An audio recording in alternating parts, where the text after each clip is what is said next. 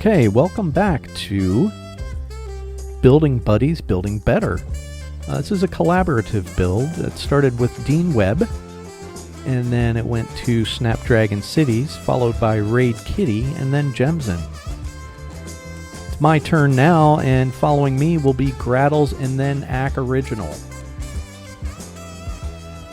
So you can see there our city of Beachburg, which is looking pretty good so far. There are a couple of issues that need to be addressed, so we will be addressing those in today's build.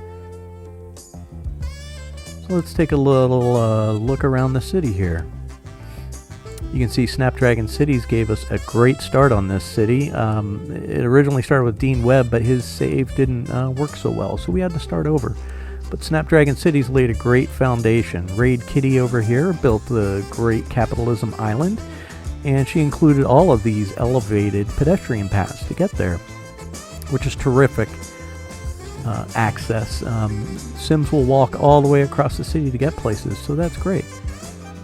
And she kept these elevated not just over the water, but also over the land as well. So we have plenty of room here to build underneath, and just continue the expansion without those pedestrian paths breaking up the city. And Jemson over here, he is a bridge engineer, and only a bridge engineer can make something as terrific as this elevated superhighway over the city. He gave us a new connection off of the highway and then continued that. This section up here was our only way into the city, and then it connects over here to the Panda Sanctuary. Let me get the district names back on here. A little glitch that happened, and we will get started in addressing some of these issues that we've had in this section here. You can see they've been complaining about not enough educated workers or not enough customers. Buildings have gone abandoned because there were not enough workers, and we have a very high residential demand, as you can see down here. So we will address that and try to get the workers, customers, and their education level up. Jemson, he added in that passenger train station and the cargo train station up here, as well as plenty of expansion in the rail yard. And then he extended the rail line across this area here in the river, and just a hint of connectivity over here to the rail line that provides the external connections. So I'm going to see if I can get that connected up and working, get those rail stations operational, and that will come back over here. You can see just the superhighway. Great. There's, hold on, that intersection right there. There's some glitching going on. Do you see that? There's six roads that connect to this node, and we got a bunch of people waiting. Let's see, is it just like super busy here, or what's going on? There's a lot of people, a lot of dogs. Dog-friendly city, I guess. Let me see, they look like they might be a little bit stuck to me, so let me see. Let's go into the mod options here. We'll go to Traffic Manager. Over in the maintenance section, you see the reset stuck sims and vehicles. That can happen sometimes. So I'm going to go ahead and click that, and we will see if that solves our problem. Oh yeah, perfect. This is looking great. And the best part about this now is that all of these people are now taking the most direct route to where they need to go. They're not going to clog up traffic in the city by crossing at crosswalks and so forth. So this will get the city running just a little bit better, and it looks like I'll need to fix that intersection a bit as well. So here we are. Let's get started on the build. Okay, so here we are back in the city. You can see I took care of the offending intersection, which was right down in here, so we don't have that issue any longer. Let me get the city running here. A few people dying, but you know, that happens sometimes. Not a big deal. So we'll start off in this section here. You can see that I addressed some of our needs here with the not enough educated workers and not enough workers in general. So what I did was we had the university here And there's another one here, but for some reason they still were not providing enough education. So best thing to do, in my opinion, is, elementary school, high school, university, another one here, all together.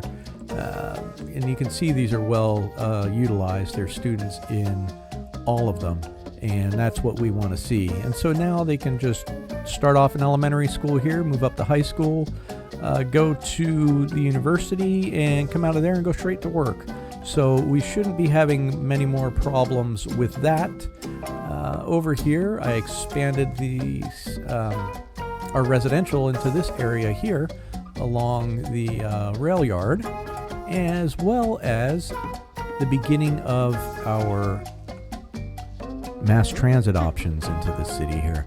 I put in the Glassbox Transport Hub, which is a multi-platform train station, plus a metro line above. I started building that just so we can hint at connectivity to future mass transit.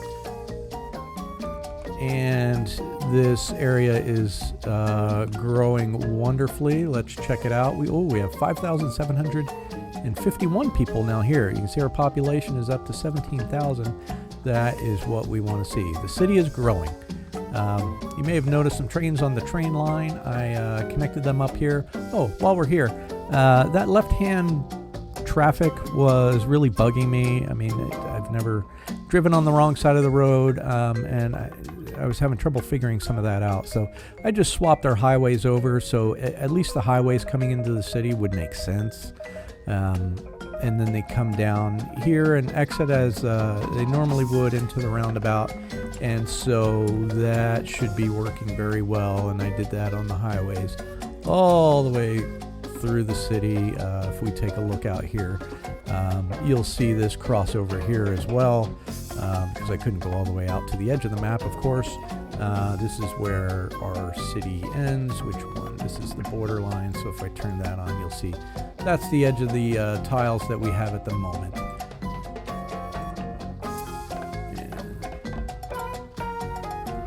So we'll come down into here, and with the residential expansion, I brought this 4-lane road down to the river. Just ended it here at the line, at the edge of the water, and added in another pedestrian pathway over here. So the residents of this new city, this new section of the city, don't have to go all the way over here to take these. We hinted at a little bit more connectivity here with the street, but didn't actually provide it.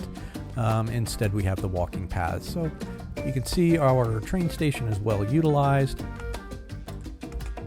And sorry, I'll pause that and let's take a look. So we have a couple of trains on this line, and they just bounce back and forth. The way I connected this, the intercity trains cannot get here. And so I just have a couple of trains that bounce back and forth. So the intercity trains will come into the transport hub up here, and then this will bring people down to the city where they can connect to other transit options. If we check out our buses and our bus lines, let me just get onto here. You can see I've also added a bus line throughout the city. And so that covers pretty much anywhere we need to go at the moment. We have pretty good coverage on the city here. And so people can take the bus to here and then just walk across to Capitalism Island. And so we have the minibuses on here, and you may say, hey, minibuses only carry 20 people. How can they move that many passengers? Well, see, this is the thing. You could put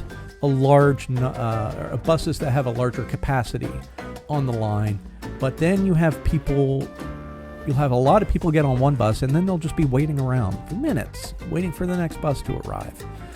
This way, there's nearly always a bus pulling up, and people don't feel like they're waiting as long, and so they'll be much more likely to take the transit. Here's a bus pulling up to this one now. We have 60 buses on the line with 51 stops, so there should nearly always be a bus pulling up to every stop. I mean, these 529 people love it so much they're just going to wait, because there's always another bus coming. Look, here comes one around the corner now. Always another bus pulling up. Also, I've further protected our green space with some additions here. People want to enjoy their outdoor green space. They don't want to walk endlessly in circles. So I took out some of those parks, and we added in the festival area, as well as the fan zone park and the music club. And down here also I have a driving range. I mean, that's all the driving range is green space, right? And then we have a nice little man-made lake here. The bus depot to remind everyone enjoying the green space that, hey, take public transit, don't drive your cars around.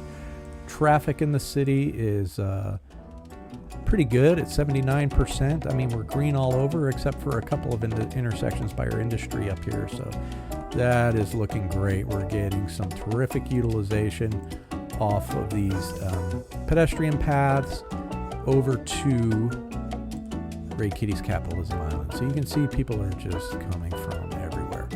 So that's the city. It is looking pretty good in my opinion. I am going to pass this on to Graddles for further development. And so tune into her. She should have a video out in a couple of days, I think.